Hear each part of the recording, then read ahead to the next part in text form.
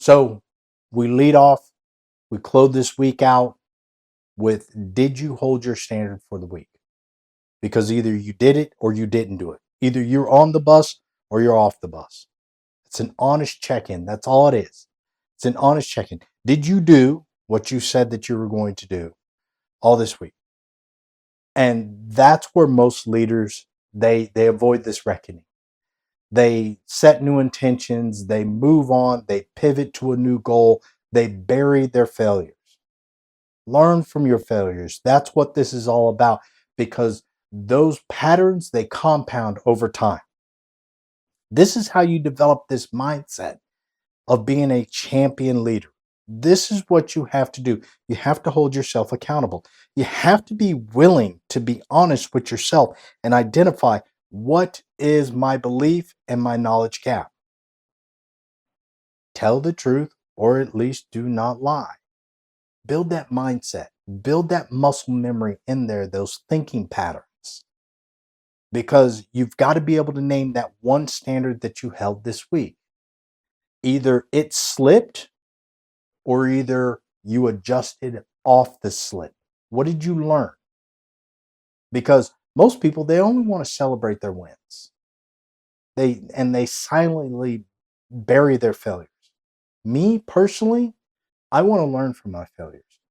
I want to know where I did the right thing, or either I didn't do the right thing, and then I adjust.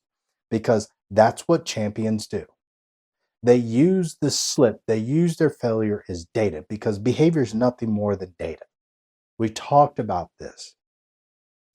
And you need that gap to tell you all the important information about your attitude, about your systems, about your environment, and about your commitments. Because if you're meeting and maintaining your commitments and you're like, hey, Jermaine, I'm showing up every single day and I'm going hard, but I'm still not meeting the standard, then go back and look at where you're failing. Because if you keep on doing the same thing, you're going to keep on getting what you're getting.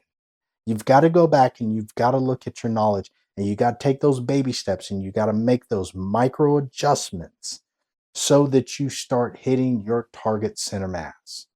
Because let's say that you're not meeting that standard, but you're consistently getting a different standard.